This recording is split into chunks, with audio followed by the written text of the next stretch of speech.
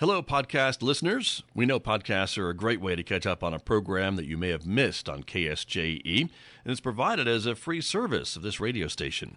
But you know, KSJE is now listener-supported, and so while you enjoy this podcast, we hope that you'll also take some time to join KSJE. Become a member today. It's quite easy to do. Just go to our website at ksje.com/support and pick the level of support that best matches your budget. Thanks again for listening. Here's your podcast.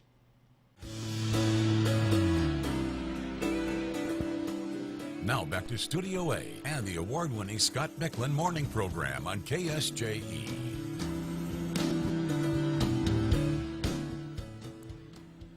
And joining me this morning to talk a little bit about the upcoming Pride event in San Juan County, Seth Miller is here, part of the Pride Committee here in San Juan County. Seth, welcome back to KSJE. It's great to see you. Good morning, Scott. It's good to be back on the show. Yeah, and the planning is already underway for Yes. Pride 2026. We got started a few months ago. We usually try to get started sort of during the winter. Mm-hmm. And so we're going to be doing our save the date June 20th for the Pride in the Park event. We are not going to be involved in the parade this year, but we are focusing on the event. Okay. Pride in the Park. Right. Got it. Very good. Do you know if there's going to be a parade, or is that still another up to discussion? It's up to discussion. Gotcha. But there will be Pride at the park. Yes. And that's what you are involved with. And your committee, how many other folks are working on this with you? Oh, we've got probably about 8 to 12 people. Nice. So a good group that they're putting things We together. have core volunteers, and then we've got other people that help out more closer to the event itself. Sure, exactly. And so you've got it set for June 20th, as you said. The save the date is out there, 2 p.m. to 8 p.m.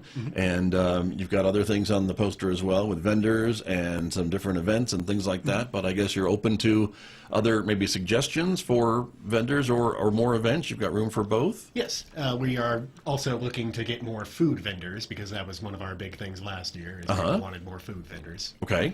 So we're hoping to get some more food trucks. We're hoping to maybe get a couple of like special event sort of things going, DJ, everything like that. Right. And so if someone's listening to us this morning and they want to reach out, they can do that. This is the time to Yes. reach out to the committee, and there's an email address on the screen, I know, too. Yes, they can contact us at the Farmington email, and then they can also contact us online.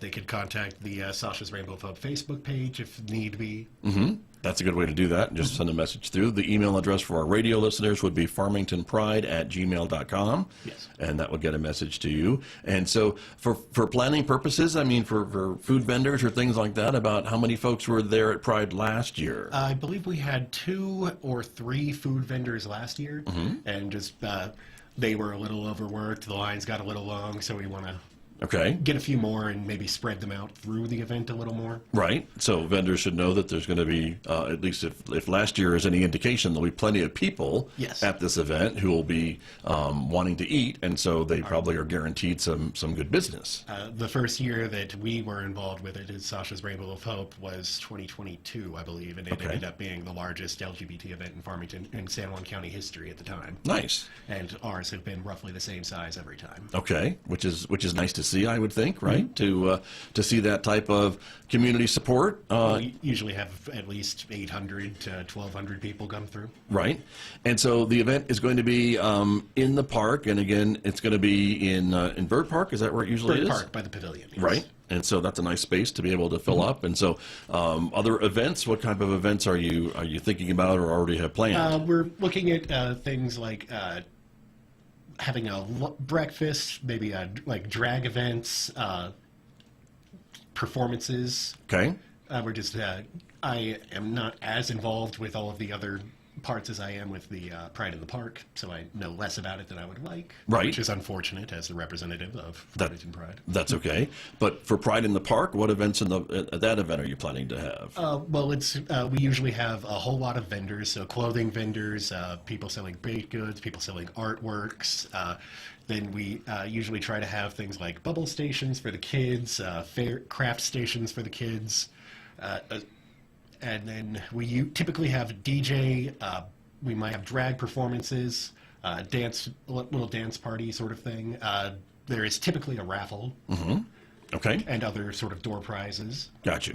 And maybe some things that we haven't thought of yet because you're still looking for Yes. volunteers and other groups that maybe want to do an event at this event. Anybody listening would like to be a vendor at the event or a volunteer at the event, we would be happy to take the information. Right. They can reach out again through those same ways to do that, through either Gmail or Facebook or what have you. And this is the Pride in the Park, all ages event, family friendly event. I mean, it's designed for that. It's in the city park, so it's open to everybody. Yes. And so that's another important thing to be able to talk about as well. And so as we get a little closer, again, folks can just reach out if they've got an idea for an event. And is there any limit, I guess, as to how many vendors you could have? I mean, the park's a pretty big place.